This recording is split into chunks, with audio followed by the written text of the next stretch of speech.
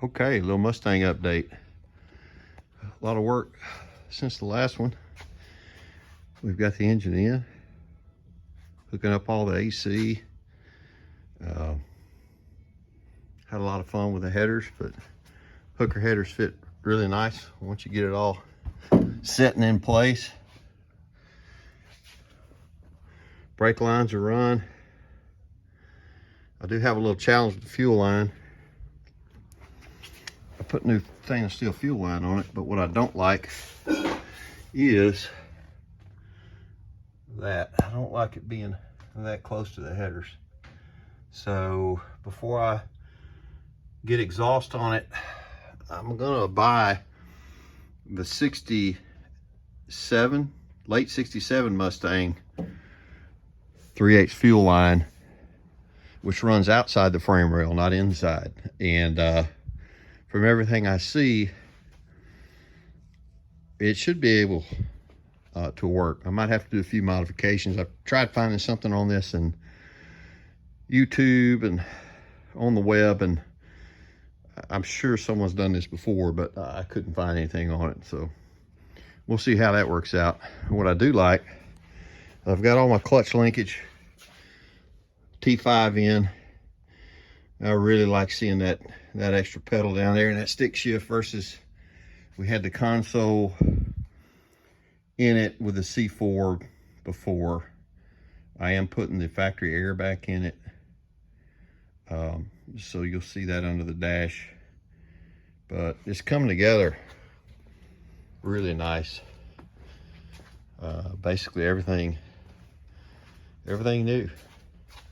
Tired of spending money on it, but I gotta finish it up. Should have the brake system done and get it pumped up, make sure everything's working right. I got a little more work to do under the dash, get the emergency brake cable and all in. I do have a challenge underneath. Let's see, I'm gonna get my creeper. This may help some folks that are going to long tube headers. There again, nothing new, but if you've never done this, you will have this little challenge. So let's take a look under. I really like the way it looks under here. Put all new emergency brake cables and such. In the 65, 66, they ran the fuel lines inside and down the hump, especially with a convertible where you're gonna have a plate across here.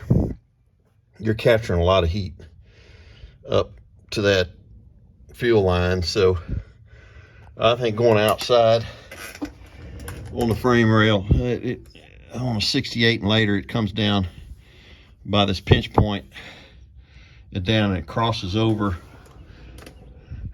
the frame about here. And there's a protective piece that I robbed off my 68 Cougar. I don't think you can buy that. It's a protective piece for the fuel line in case you jack up in the wrong spot or something hits it. But here's the challenge you got with emergency brake cable and long tube headers. There again, that's too close to the fuel line, so that's coming out.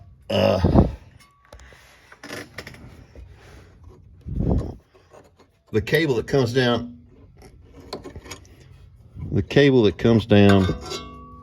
on the passenger compartment from the handle bolts normally right up in the frame rail in this position. If I can get it there. All right, so it bolts up here, and what happens is it's putting it right in conflict with the collector. So once I have everything in and I want to build my exhaust system first, I'm going to engineer a bracket that will bolt to the T5 mount and hopefully give it the right orientation, and it'll come down through here for the emergency brake cable. And with a standard transmission, I definitely want emergency brake cable. I've had them leave me in the parking lot before. Roll down the parking lot while I was inside buying a video. They're renting video. That was years ago in the Bronco. But anyway, that's another story. I don't remember the manufacturer of this cross member piece for the transmission, but I mean, it fit like a glove. It's perfect. The hooker headers. There comes the shop cat. The hooker headers, well engineered. I didn't go with a cable clutch setup. I went back with a linkage. I talked to several people, and these Mustangs, especially with long tube headers, you wind up having a problem with getting too much heat on the clutch cable. On the clutch cable setup, they wind up melting inside and starting to freeze up. So anyway, I went this route. I bought the like road race style linkages that has a bearing instead of a bushing in that Z-bar.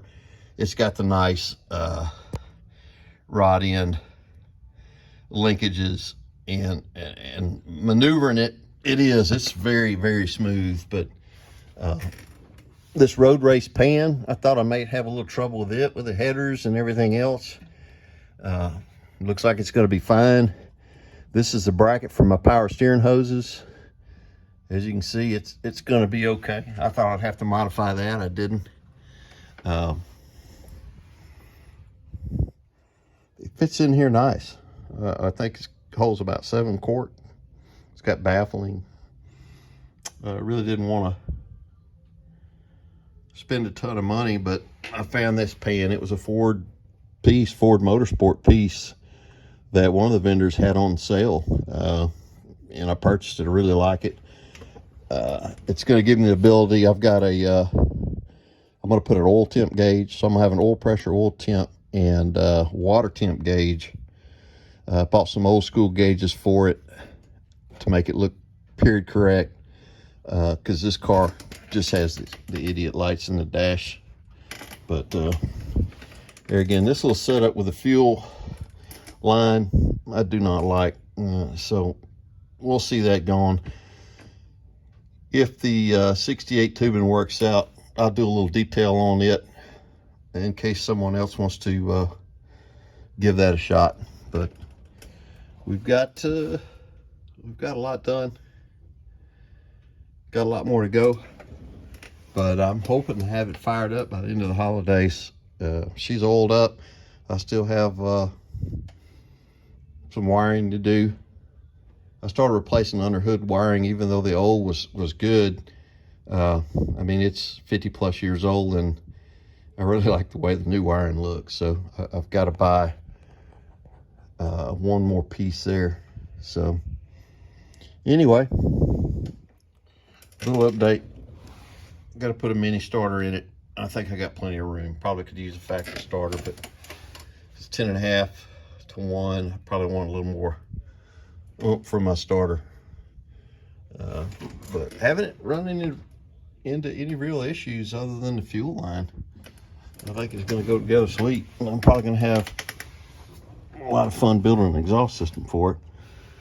I've talked with Pipes, P-Y-P-E-S. They make a convertible 2.5 inch system.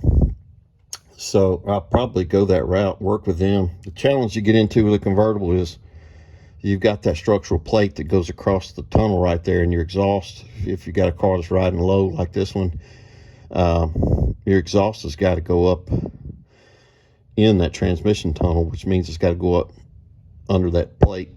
So you got a pretty tight transition between the collector and where it's got to transition up here and get into the tunnel. But got the drive shaft made.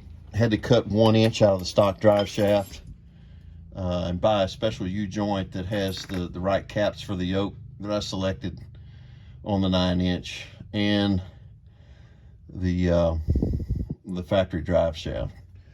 So anyway, more fun. But it is fun at this point. All right, until next time.